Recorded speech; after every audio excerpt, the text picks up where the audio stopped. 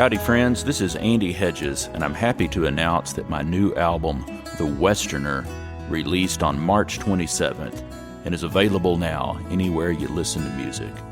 The album was produced by my good friend Chris Ryden and the great Americana producer Rich Brotherton. I'm joined by some wonderful musicians, including special guests Don Flemons and Ramblin' Jack Elliott. You can order CDs and vinyl from andyhedges.com. Thanks for listening.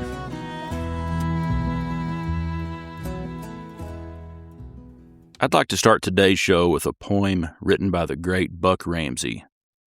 This piece is entitled Bonnie Trina, and it was published in a book that we will be discussing today called Between Earth and Sky, Poets of the Cowboy West, with text by Heath Widmark and photographs by Kent Reeves. Here's Bonnie Trina by Buck Ramsey. She was giving birth to her first child when Bonnie Trina died. All the leaves were out, the trees were full of flowers. She had known the fiddle all her life, had 2 years been his bride, but the time had seemed more like a few good hours. There was mention of some neighborly assistance with the birth, but she wanted only fiddle, then the child. He had felt her thrilling pangs and had felt her painful mirth. He had felt her cries and failed to feel her smile. He had felt his whole world tumbling down when Bonnie Trina died, and the boy brought little to his breaking heart. No one would ever know how much or if he cried, ever know how deep the dying made its mark. In the darkness of the morning, he came knocking at the door of a neighbor place 2 hours' ride away. "Could you tend this boy?" he asked the wife, and muttered little more as the morning sun came bringing on the day. While the woman tended to the child as if it were her own, Fiddle and the man warmed hands around their coffee. In a while he spoke. "I reckon we will lay our Bonnie down in the river grove." The fiddle spoke so softly. "You recall we planned to gather from the river in the morning for some sortin' and to count and move the yearlings. So we'll meet there at the river for our Bonnie's next sojourning. Maybe you could do the proper sermoneerings. Tell the boys to bring their horses that they gather pastures on, and we'll gather out that pasture from the river. I'll just leave her where I loved her best. It's better done at dawn. That's the kind of fare thee well she'd have us give her." So they gathered at the river, and they buried her at dawn, by a meadow beneath cottonwood full leaf. She shall be in league with rocks of fields. The speaking wasn't long. Then they pulled their cinches, rode off with their grief. As he told off all the riders and they dropped off on the drag, Fiddle dropped the gray with Bonnie Trina's saddle. When they gathered to the common hold, the gray came with a jag, about as many as the other riders' cattle. Through the day, as Fiddle made the cuts, the gray turned back the herd at the place where he was posted on the hold. When the work was done, the boys all loosed their cinches and lingered. Each would know his leaving time and not be told. Fiddle turned his blue roan loose and placed his saddle by the barn, and he loosed the gray and laid that saddle by. When he laid his head down on his own and wrapped hers in an arm, all the boys knew leaving time was drawing nigh. Fiddle sleeps and Bonnie rests, and all the boys have taken leave. And the horses, too, untethered seem to tarry.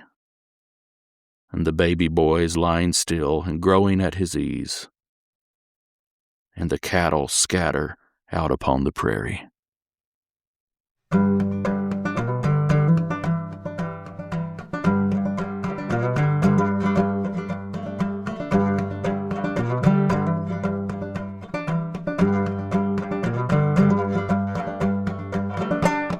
Howdy folks, this is Andy Hedges, and you're listening to Cowboy Crossroads.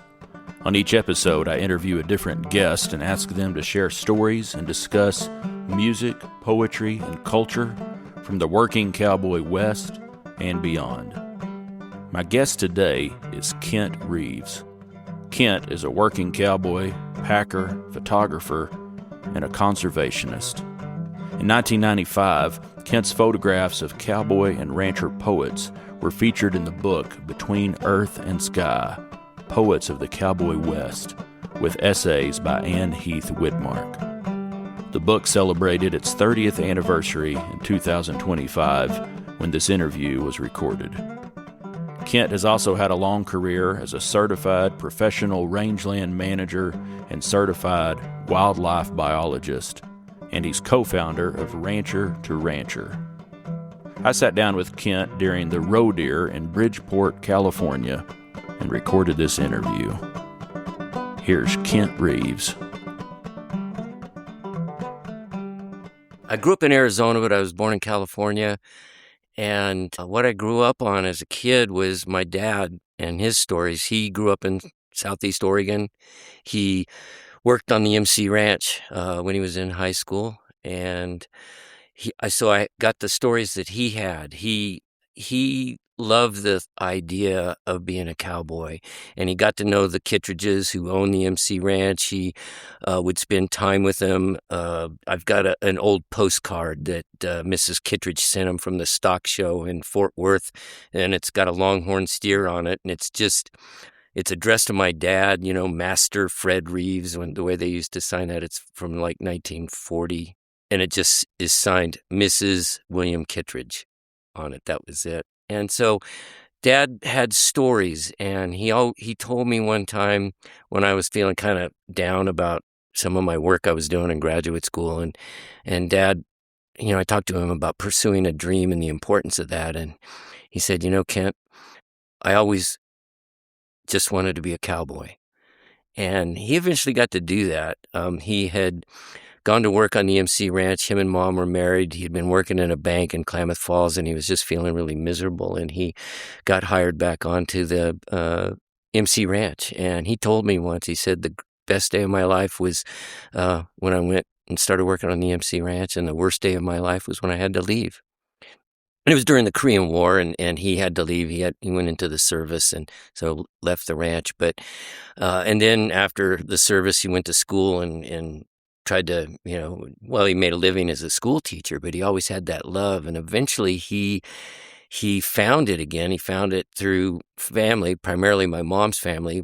Like I said earlier, I grew up in Arizona and grew up around a lot of my uncles and stuff had been active outdoors. I had a great uncle Bob. He'd come over to my grandparents' house, and they lived across the street from us, and I'd go stay with them sometimes.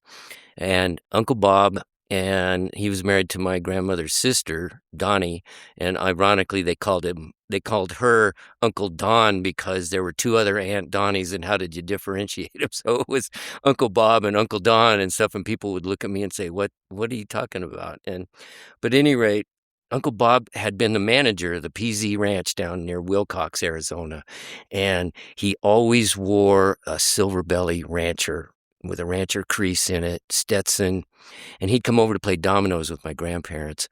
And I was pretty young then, and he'd come in and he'd set his hat down, set it down, the crown down on the table, and I'd stand over it, and I'd just stand over looking at that hat, and pretty soon Uncle Bob would look at me and he'd say, "Okay, Kent." And what that meant is I could put it on. He'd let me wear his hat. And that was always a big deal from Uncle Bob. And there were stories about, him and the PZ, his son, Ed. He grew up around the ranch. He went into rodeo. He was went into the Air Force and actually became an aeronautical engineer, but he always had that love of the land. It was a time in the 60s where, like, if you went to camp, you were always getting a horseback. There was always horses for you to ride, and so I loved doing that and just really enjoyed it a lot. And then we ended up moving back to California when I was about 11, and we moved near family, my mom's family. They were in agriculture. They were nut growers, almonds, as we like to call them in the Central Valley. I jokingly say, I'm from the Valley because I pronounce almond correctly and stuff. But and then one of my cousins he ranched. He was a cattle rancher, and eventually my folks moved over closer to them. Dad still taught in a little town called Los Banos in the San Joaquin Valley, and he commuted over there.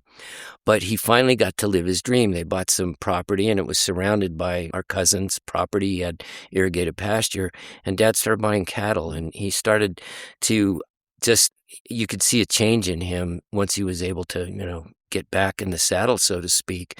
And he ran cattle with Lorne. Lorne had property up in the foothills around Mariposa, and Dad worked with him quite a bit. They had some really good friends, Ray and Laverne Ordway. Ray was an old classic California vaquero.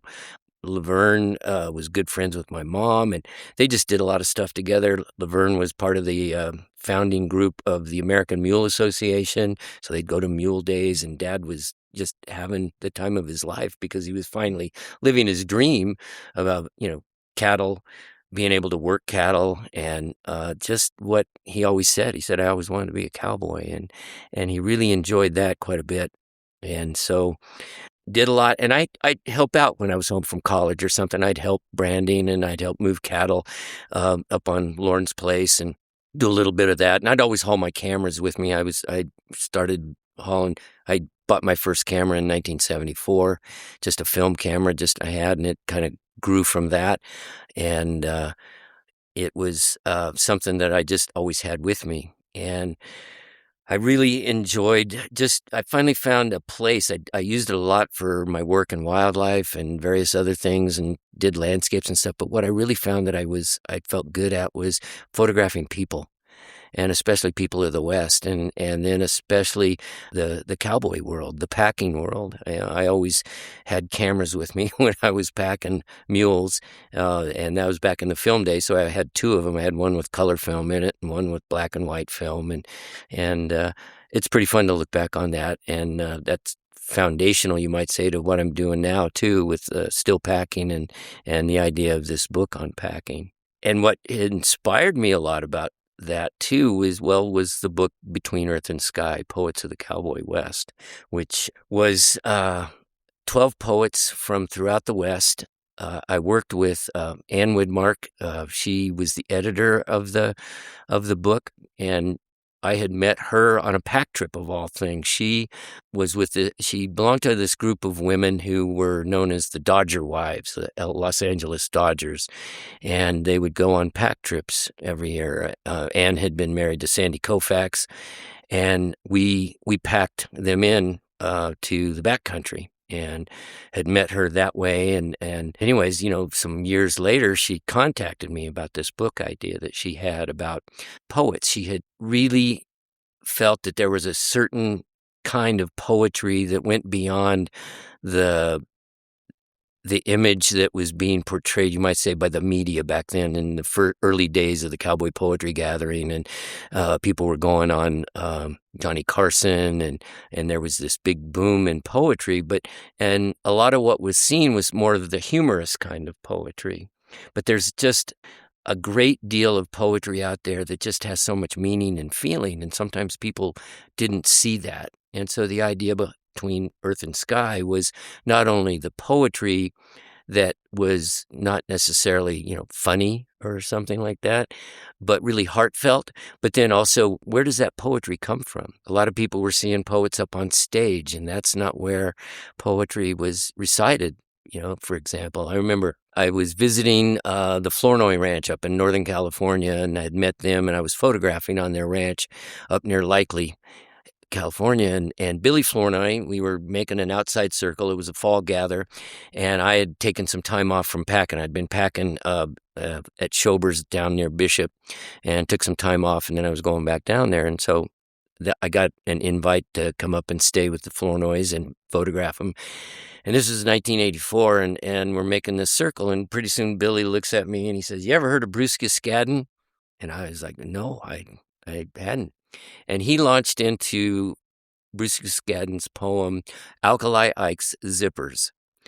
And he recited it off the top of his head, and he started telling me about Bruce Cascadden, and he had his original book, and he'd also had a lot of the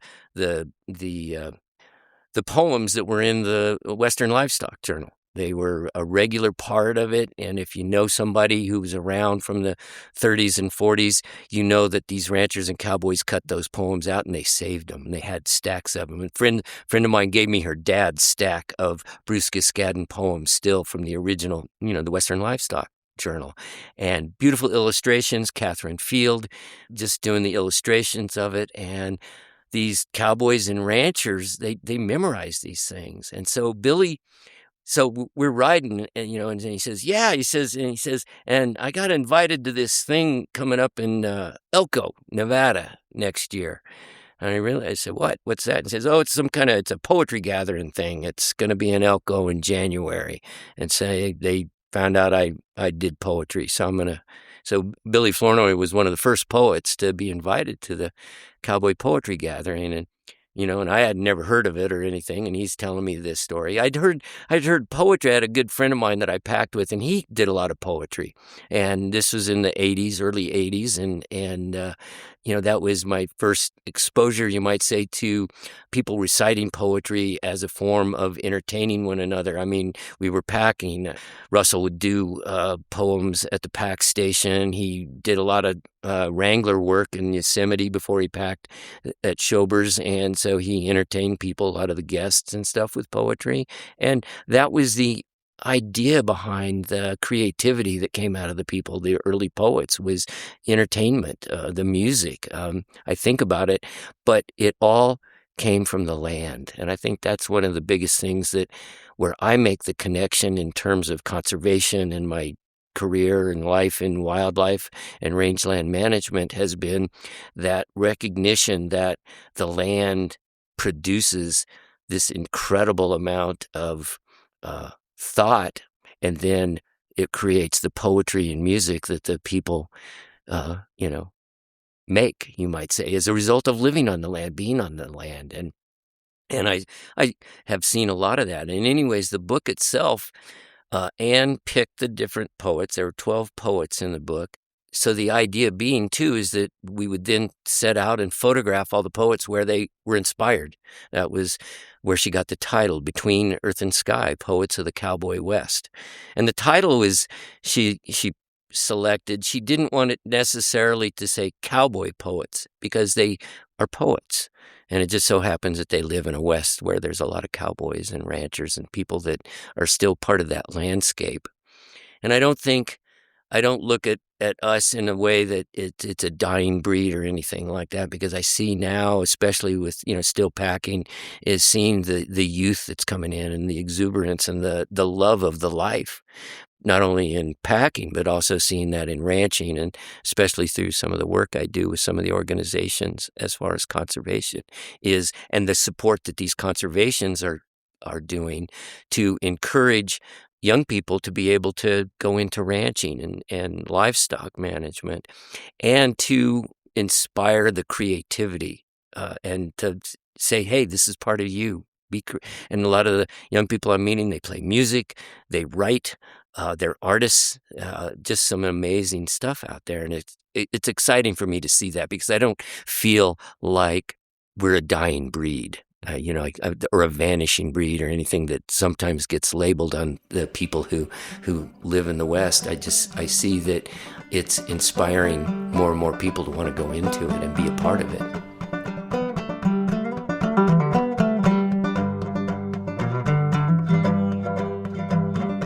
In 1995, Kent Reeves' photographs of cowboy and rancher poets were published in the book Between Earth and Sky, Poets of the Cowboy West, with text by Heath Widmark. It's truly a beautiful book of photos, poetry, and essays on each of the poets. Here's a quote from the foreword by Kim Stafford.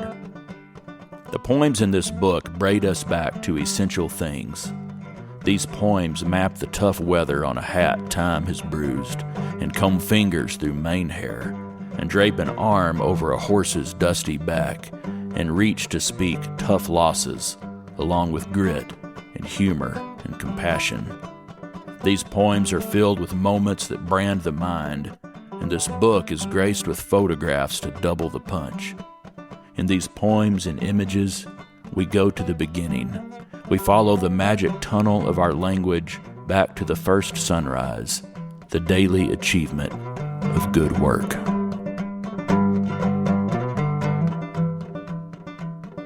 I knew most of the poets. I had met them because I had been an invited poet in 1987 and then 1988 and then a couple of more after that as far as my poetry was concerned.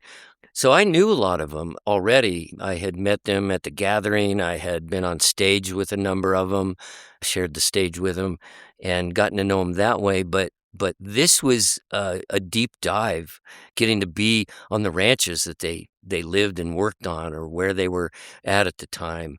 Well, a good example is in my conservation career in terms of the National Cowboy Poetry Gathering started in 1993, where I co-taught a workshop at the gathering with Alan Savory. And Alan Savory had been the keynote speaker in 1992. And what I did, he taught the first part of the workshop. It was a one-day workshop before the gathering. And then I taught the second half of the workshop. And we were also, it was 93, and so Ann and I were in the midst of doing the book. We had started in 1992. I had gone up to Montana and photographed Wally McCrae and Hank Reelbird and hadn't gotten to Paul yet. Photographed him in 1993, but I'd met Paul first year that I was there. We were both new poets that year. That was his first year too. It was 1987. I think Hank was 1987 too, is the third year of the gathering, and it was exciting for me to get to know a lot of them better. I mean, Wally McCrae was an icon already, and I, in some ways was, wow, I get to really meet him and get to know him because I hadn't at the gathering. But at the first conservation thing that I did with Alan Savory was I did the second half, and there was a break and went out into the lobby, and Buck was out there, and I'd met Buck and I knew him, and we were going to be photographing him and visiting him and that year. And I went up to him and I said, "Hey, what are you doing? You have some time?" And he said, "Yeah, what do you want?" And I said, "Would you do Anthem? Would you come in and do Anthem to close out this session that I've got?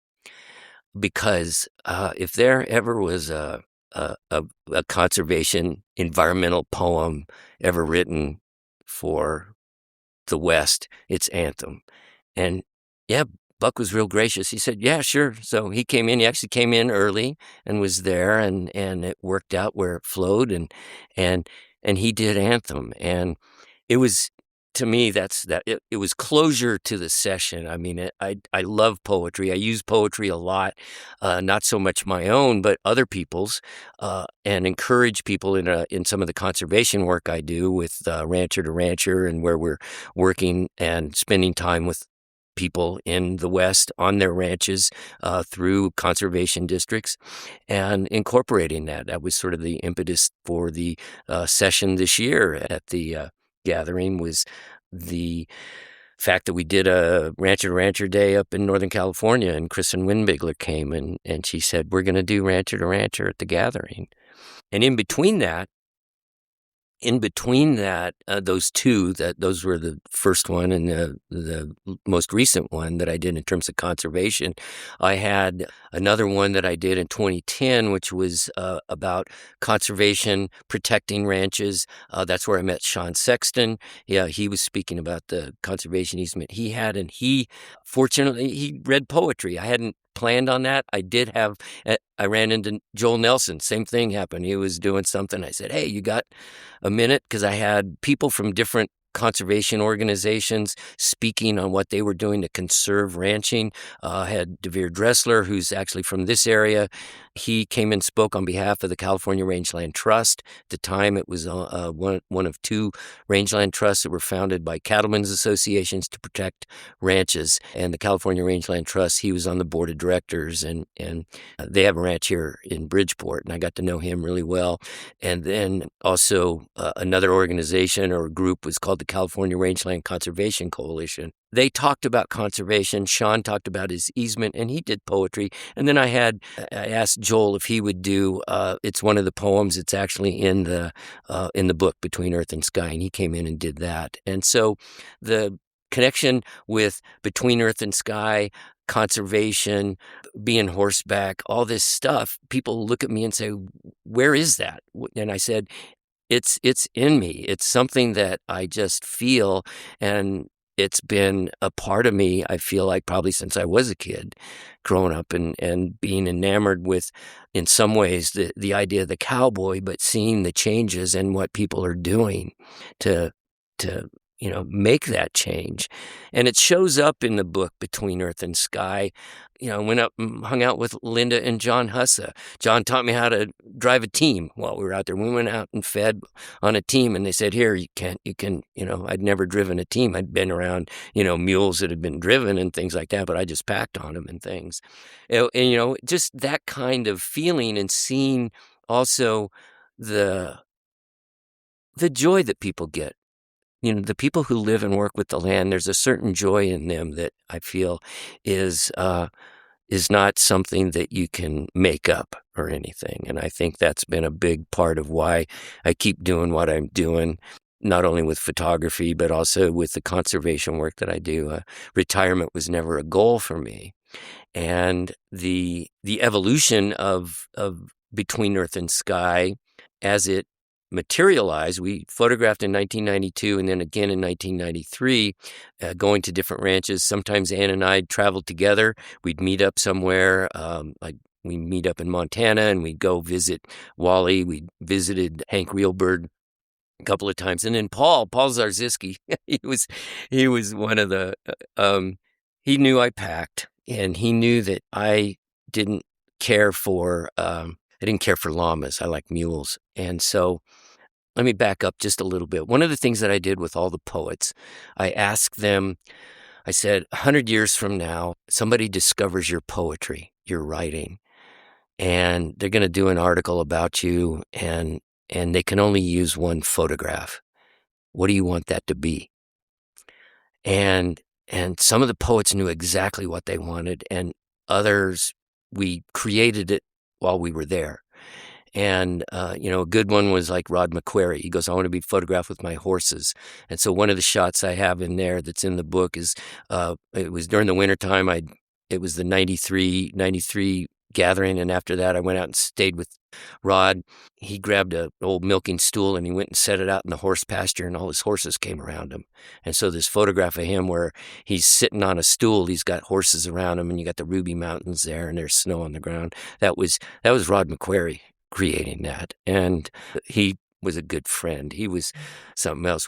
Ann and I came back later. We went for a ride horseback. He wanted a stove. There was an old marijuana camp that was up in the wilderness area, and he said, "There's a wood stove up there. Let's go get it." And we said, "Okay." So we got horses and a pack horse and rode up there with him and talked, and I photographed that. So that was another fun thing too. I got to be horseback with a number of these poets and see and be with them while they were horseback, and see their places from horseback, and see it through their eyes in a lot of ways.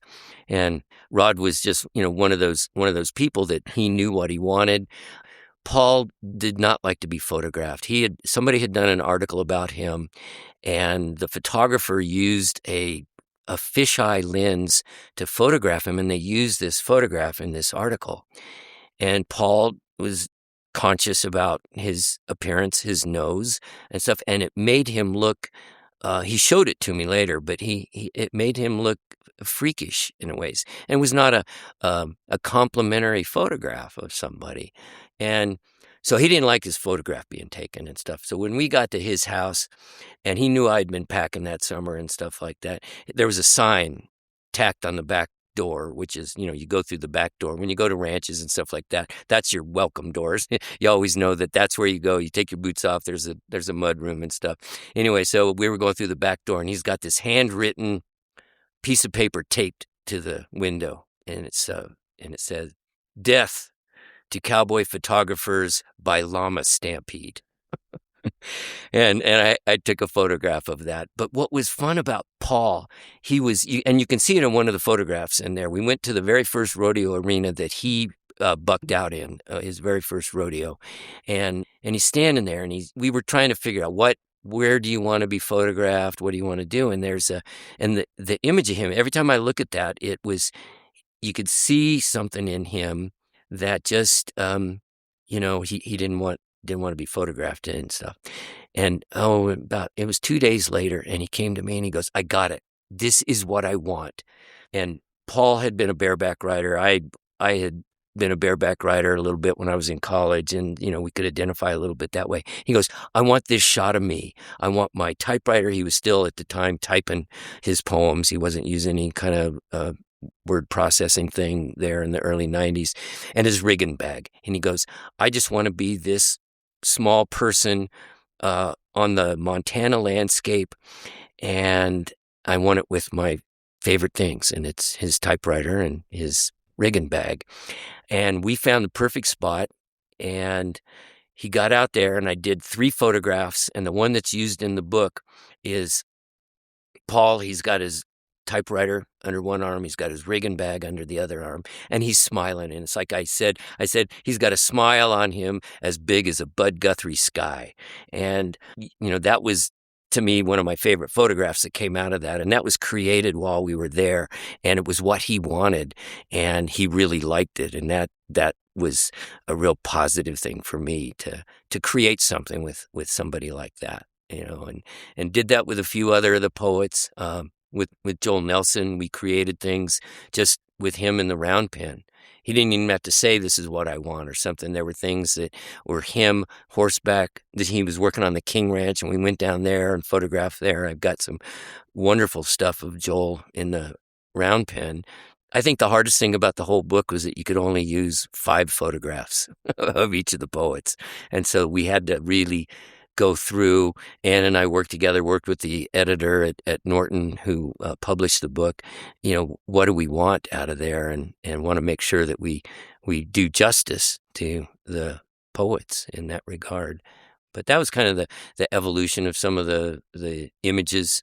Buck was just driving around with him through the panhandle of Texas, and him talking. He made me drive. He said, "You're driving." I said, "Okay."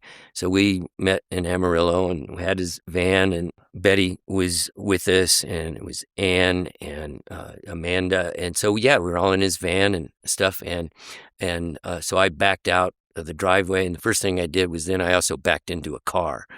And Buck just said, he cussed a lot. Buck cussed a lot. And so but I'm not going to say what he said, but he said, "Oh, and just ignore it. Let's go." Didn't do any damage to the other car or anything like that. But Buck was like, "Come on, let's just go." And we went out, drove around the panhandle where he grew up, went to his elementary school. There's a photograph in there that was, again, it's just happened. We were just there, and he was in his wheelchair, and it was this Middlevale School, I think it was. Middlewell School, yeah. Yeah, and then you can see the name of the school on it, and they hadn't fixed it up yet and stuff. I understand that it got fixed up. In fact, I was asked to provide a print of that. They have that photograph of Buck in the little museum or the little place after they fixed up the school. And what was interesting about that photograph and some of the other ones, he did a impromptu concert with Rooster Morris out in the panhandle, and Rooster was playing fiddle and he played guitar, and did some shots there. But what was interesting was in 1995, we had a book signing. The book came out in 95. 11 of the 12 poets were there at the gathering. After the session that was done about Earth and Sky, Between Earth and Sky, we had a book signing. And not only were there 11 poets, Ann was there, and Kim Stafford was there, who also, he had written the foreword to the book. And I was there, and so we signed books. But that night at the Stockman, and a lot of the poets hadn't seen the book. No, none of us had. I hadn't seen it or anything, the finished product, we'd put it together. And we were sitting upstairs at the Stockman. I'm sitting on the floor with Wally.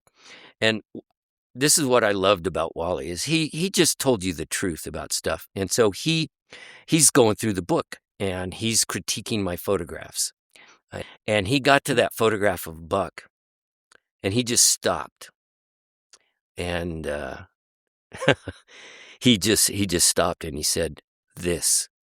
That's all he said, and I knew that if Wally liked something, then I felt, good about that, especially relative to the book, to the photographs, because he was also very honest about some of the other ones. He said, "Well, Kent, this one you could see it's just a photograph kind of thing." And so but he went through and he just pointed out everything that he really liked that got put in the book, and as far as the images were concerned. And then for me, what I liked about it, that Anne picked the poems, and she picked some amazing poetry that each and every one of these poets did and had in their lives and shared with us. And, all of them had books out.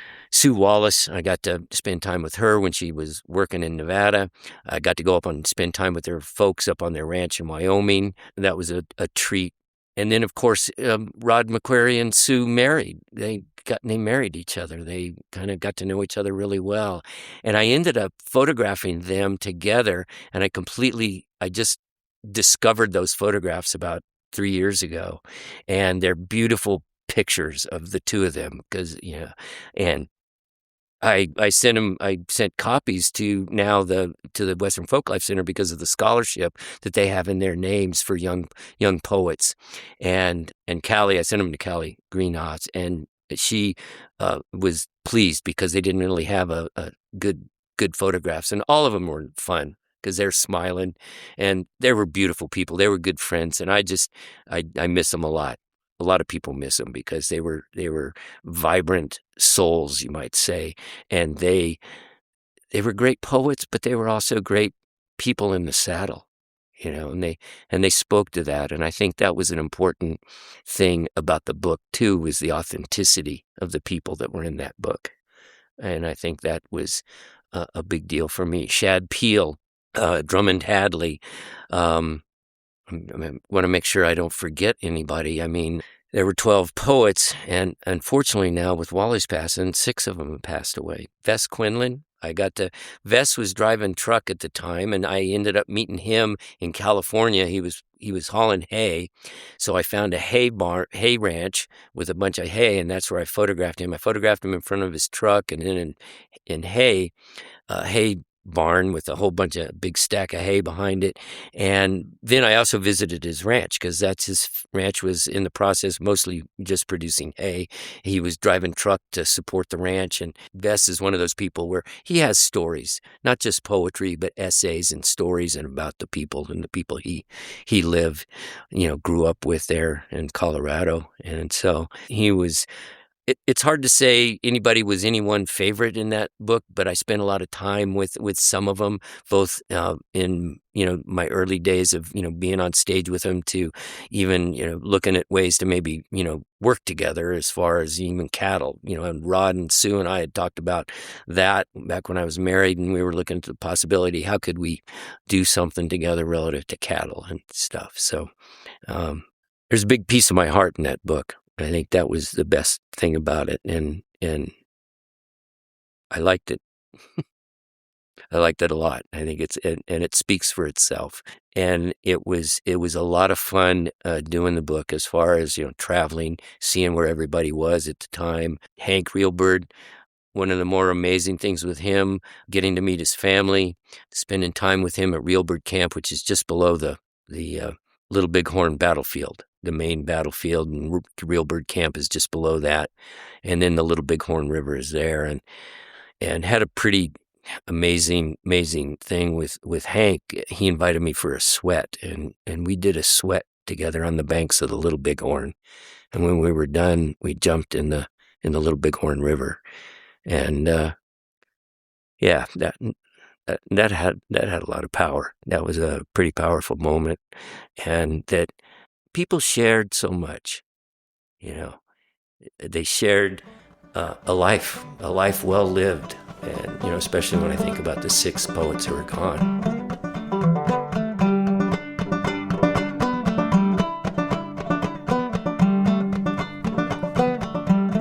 Kent Reeves calls himself a cowboy conservationist, and has dedicated much of his life to rangeland conservation and holistic ranching practices. Ask Kent where this passion began.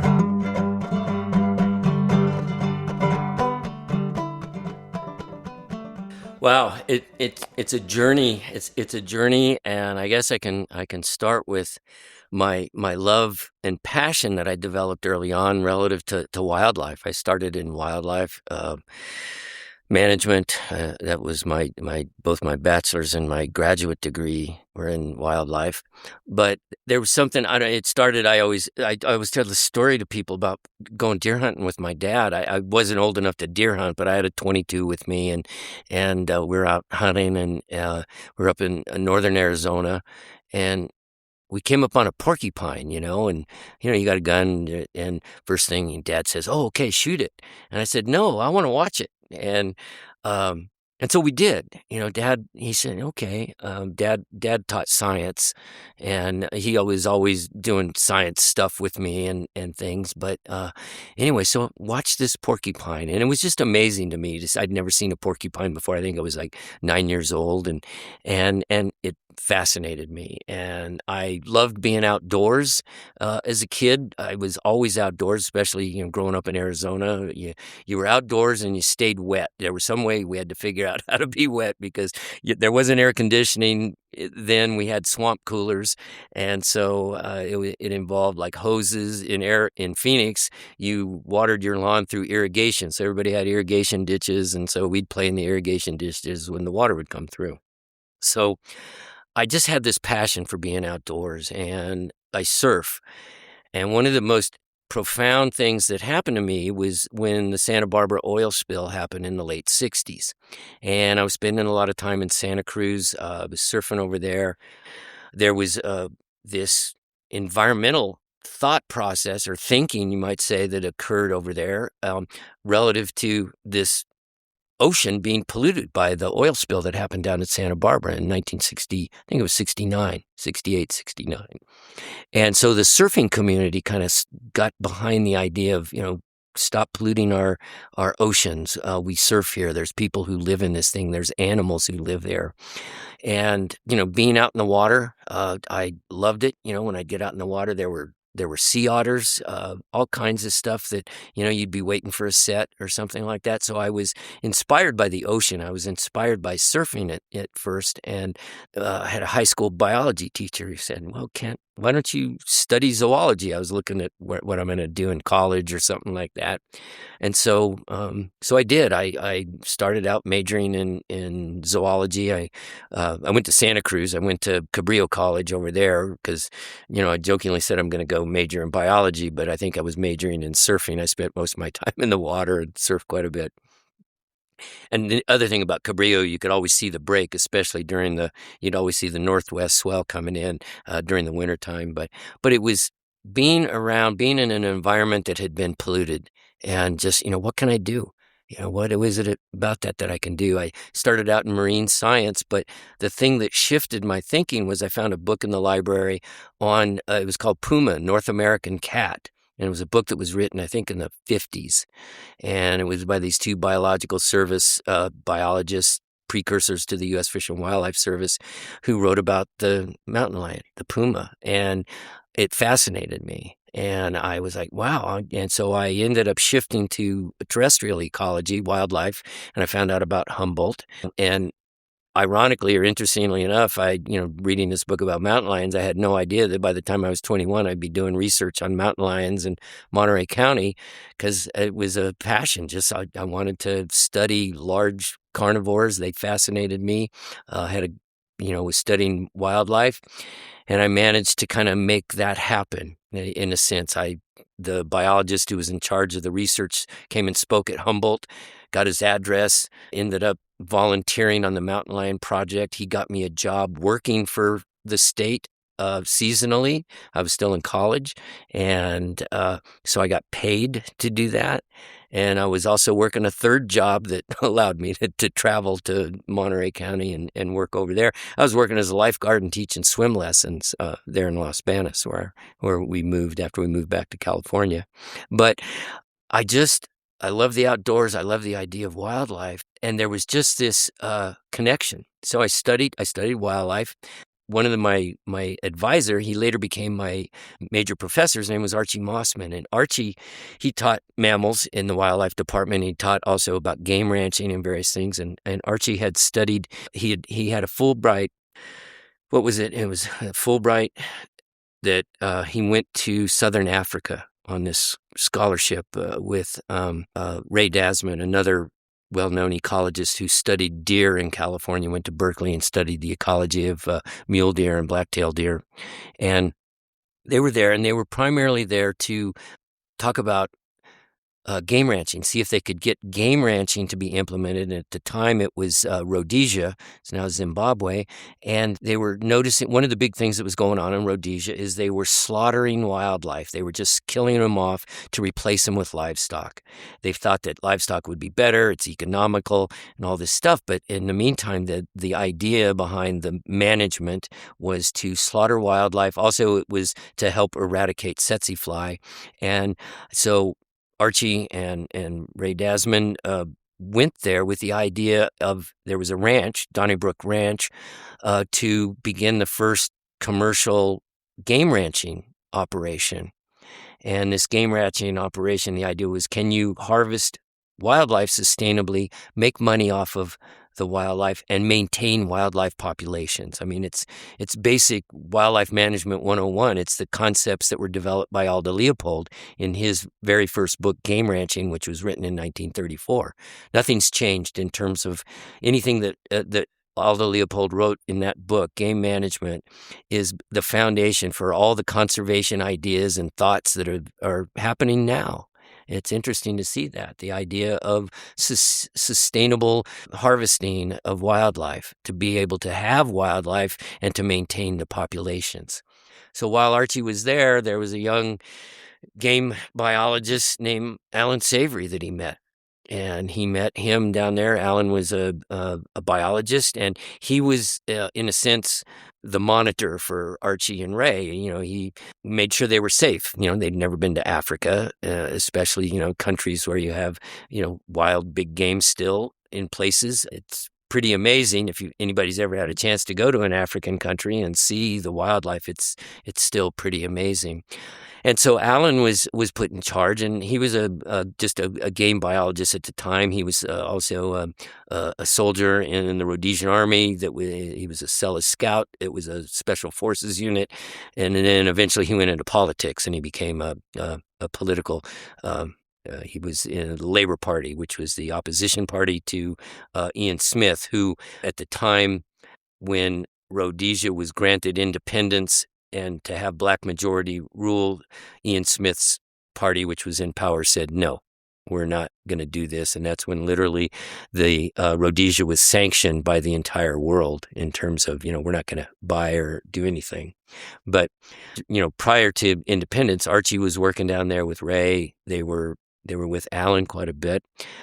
And Archie both of them had an amazing ecological knowledge about primarily ungulates, native ungulates. And Alan, to this day, he credits Archie. He says Archie was a mentor to him in regards to his understanding of the ecology of ungulates, and that they used that when they started this game ranching project on this ranch in Rhodesia, Zimbabwe. And they showed that it was economical. You made more money if you turned to game ranching and didn't try to introduce cattle. You could also control tsetse in other ways other than slaughtering the native wildlife.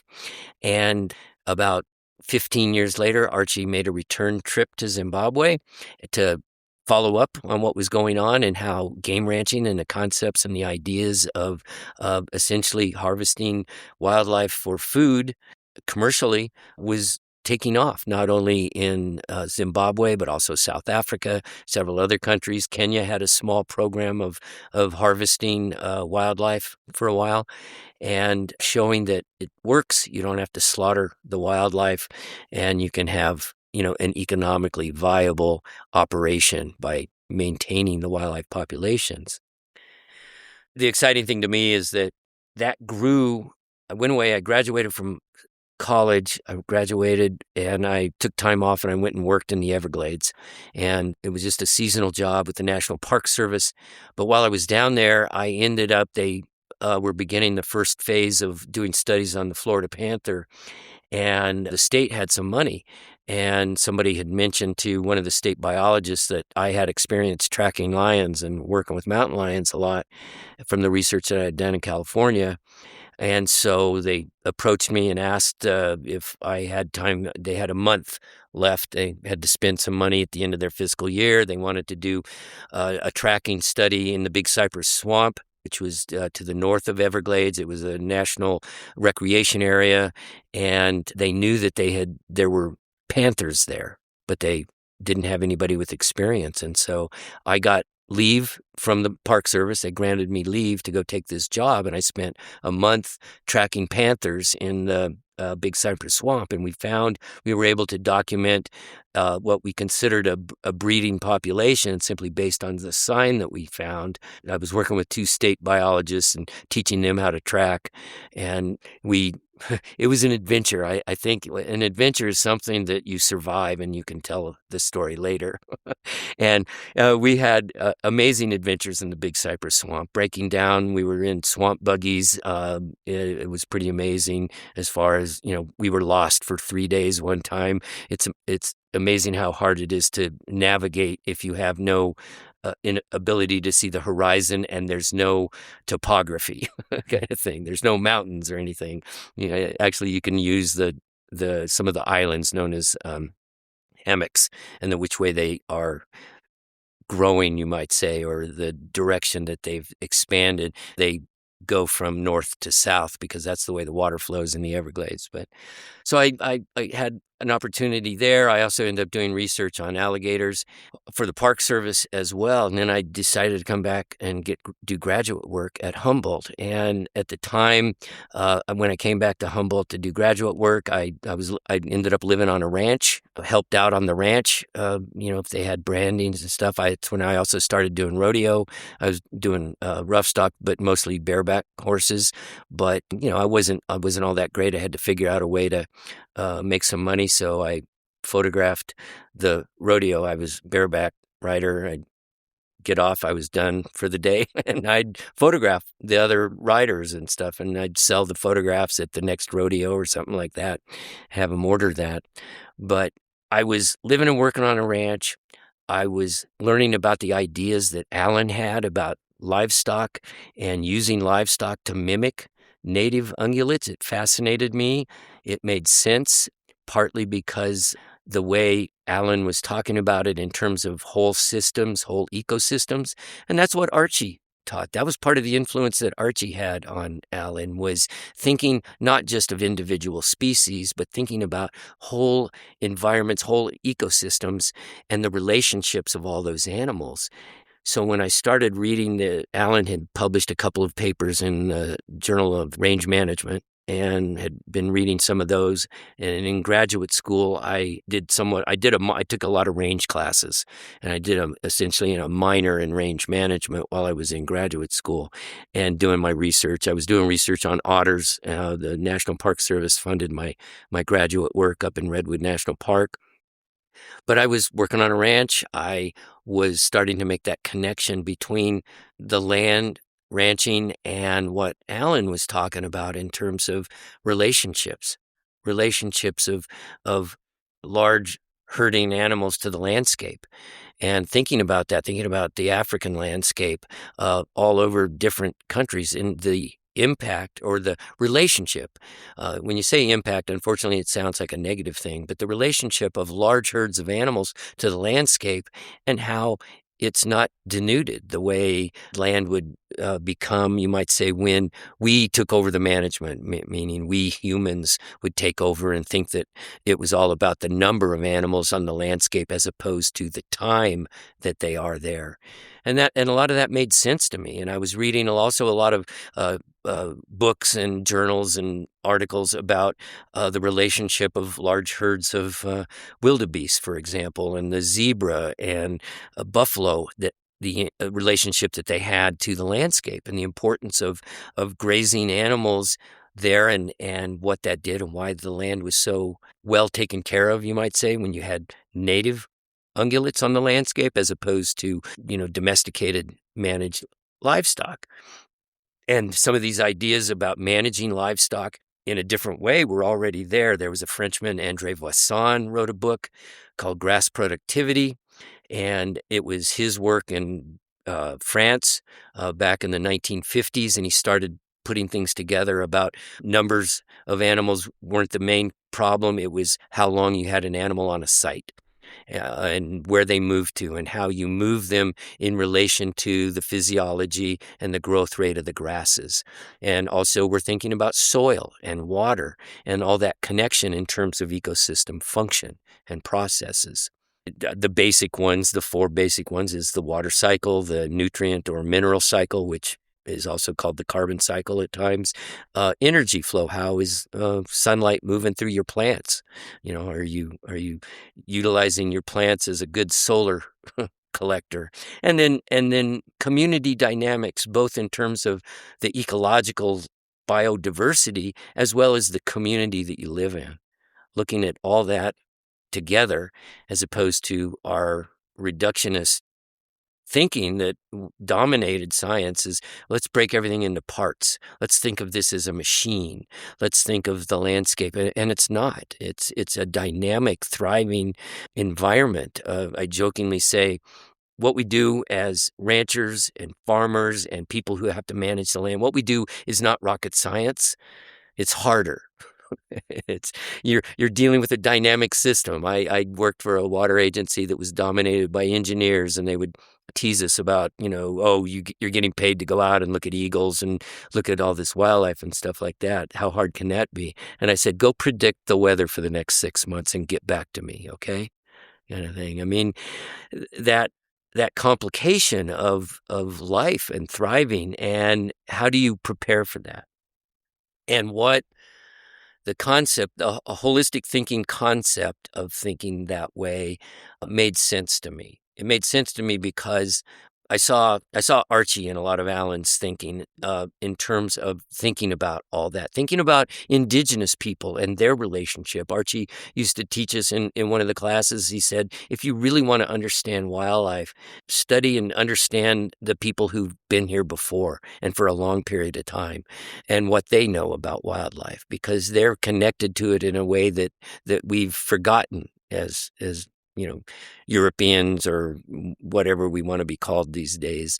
I think that had an influence on me too, is an understanding of connection, people being connected to the land and being inspired by it, and how we've gotten to this point with what is Rancher to Rancher grew out of a group of us who had studied holistic management over time, one of them being a rancher, Joe Morris, and he had been practicing holistic management since the early 90s.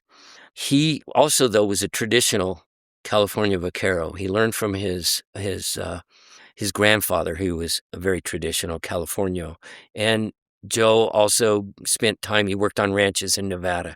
He just buckarooed, and he spent time horseback, and he's an incredible horseman. And so there were ideas starting to float around about how do we work with the land, and how do we change the way we learn about the land? Too often we're learning about the land sitting inside. Somebody's giving a PowerPoint presentation, and then they give you handouts. And the idea being among a lot of agencies, and I can say this because I've worked for a lot of government agencies, but it's kind of like, we need to teach you this kind of thing, as opposed to learning together. And what do we see as opposed to what do we know? And to not let our knowledge get in the way of learning. I think that's a big part of it. And so this concept grew out of a group of ranchers in Australia getting together, looking at the landscape, looking at a challenge that a rancher may have together, and asking questions that might be different than what is often asked, or what oftentimes landowners are trained to ask is, well, how many pounds per acre should we put out here? Or should we spray this weed or get rid of this or that? As opposed to looking at what could be causing this thing? What's the underlying thing? What's going on with those ecosystem processes? What's our water cycle doing? Is it getting into the ground, or do we have a lot of runoff? I mean, infiltration is a big deal. We may have 23 inches of rain in a day or in a season, excuse me. We may have a big amount of rain like that. But if only 1 inch is infiltrating and the rest is running off, how effective is your soil in terms of holding that water? So, asking those questions that, how do you have more effective rainfall? What's the health of your soil based on the soil health principles that are promoted now very commonly among the Natural Resources Conservation Service, several foundations that are teaching some of these ideas, the Noble Institute, the Quivira Coalition, Holistic Management International, the Savory Institute. The concept of learning these things and understanding them, and that we don't, things aren't going to change through a quick fix. We may do more damage through quick fix. So what do we look for, and what do we see? And so Rancher to Rancher was built around the idea of we're going to do everything outdoors. We're going to do everything together as a community, and we're going to learn from one another. And that those of us that came together, we came together in 2012 at the Quivira Coalition annual meeting in Albuquerque, New Mexico. And we had several foundations that were in attendance. It was also the same year that Joe Morris had received the Clarence Birch Award, which is a top award given to ranchers who are managing in a way that is regenerating the land. And the Quivira Coalition at the time was really insular in that it was just based in the Southwest. They didn't want to expand beyond that. And so the idea of a California rancher being nominated and then being awarded the Clarence Birch Award was a big deal and stuff. And so there were 35 of us from California who went to New Mexico to be there when Joe received this honor. And then we had dinner that night. A bunch of us had dinner that night and started talking about this idea of getting together, communicating. There were 2 people there who had foundations, and they said, "We'll help you out. We'll fund this. We'll get this started." And we called it Rancher to Rancher, and it has grown exponentially now over the last 13 years. Now we're just entering our teenage years, kind of thing. And we just recently were awarded another large foundation grant, and we've been asked to come into the Southwest. The Southwest Grass-Fed Livestock Alliance has asked us to come in and begin working with them on ranches and some of the ideas that are about the landscape and regenerative approaches that are designed to not only help the land, but to be economically beneficial as well. If you have healthy land, you have healthy livestock, and you have healthy people, and then you have also a healthy economic base if your land is not requiring a lot of work to be done on it to keep it up. So that's where we're at right now with Rancher to Rancher. We've got a lot of things happening. I'm working now south of here in the Owens Valley, and we're actually going to be doing our first, I'm calling it Packer to Packer, and it's pack stock instead of regular, livestock. Like we work with sheep and goats and primarily cattle. But this will be one of the first Packer to Packer days we're going to have in October this fall after the pack stock come off the mountains and are put into winter ground. So that's something exciting to me.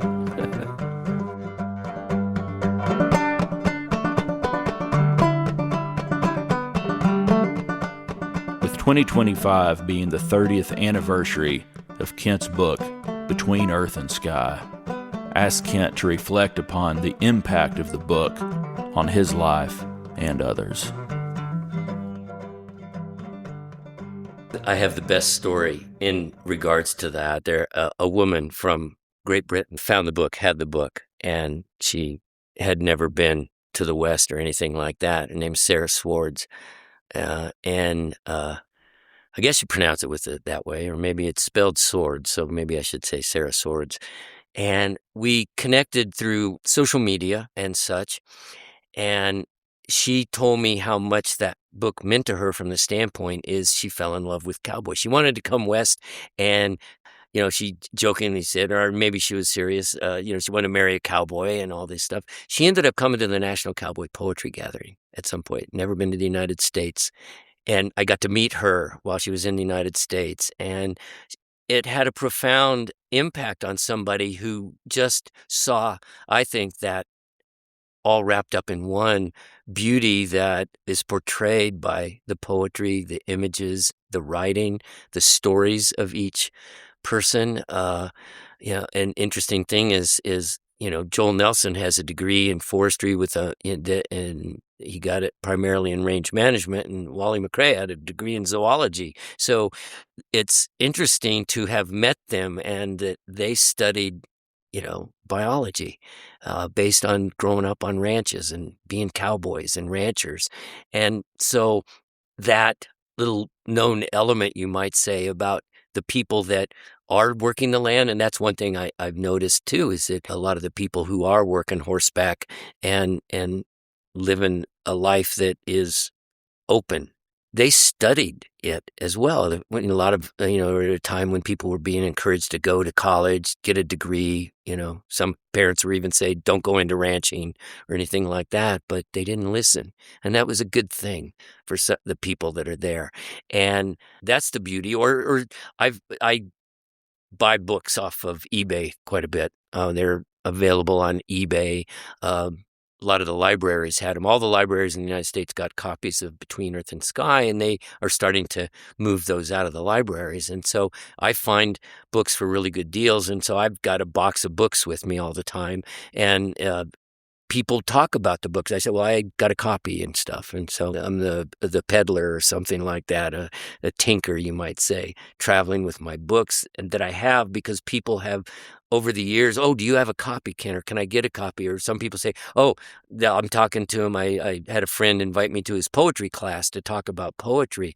And while I was talking about cowboy poetry in the book, I brought a copy of the book to his class this last year, and a woman ordered the book off of eBay or Abe's Books. There's really good deals out there. Or connect with me. I'll send you a signed one or something like that. But it's that, and it's not like big in a sense, but it's those moments where somebody says, oh yeah, Kent, I have your book, or I've seen it, or I want a copy, or something like that. And it's our book, I think. It's all the people who put, I think, their life into that book, because to me, all the poets in there some of them had several books published. Anne had written quite a bit.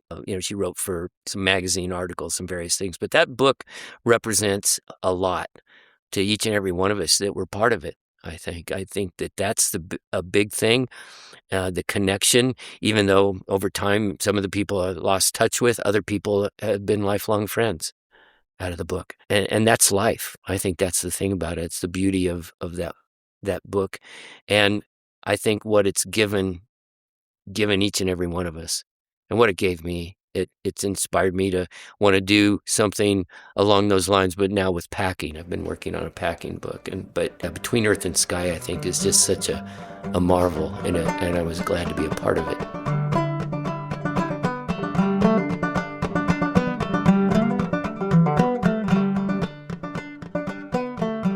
One of my favorite poems, it's hard to pick out of that book because there's a lot of them, but the one that when I read to friends who, like a couple years ago at Elko, I had books and friends of mine wanted them. So I read both Anthem, but For Life. For Life by Rod McQuarrie is one of my all-time favorite poems, because it's juxtaposed right next to the photograph of Rod with his horses.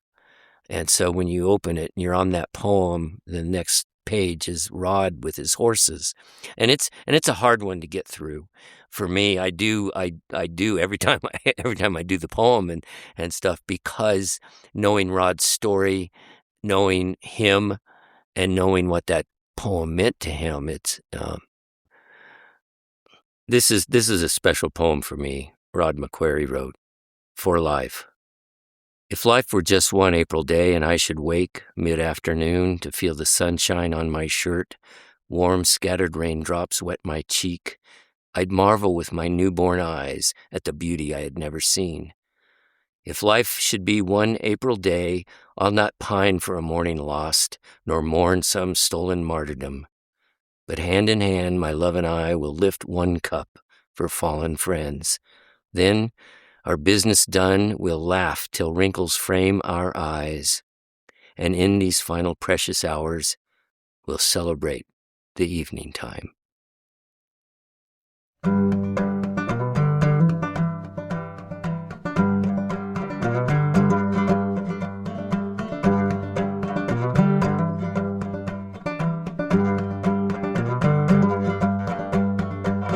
All right, folks, that's it for today's episode. I'd like to thank Kent Reeves for taking the time to visit with me. You can find out more about Kent at kentreeves.com.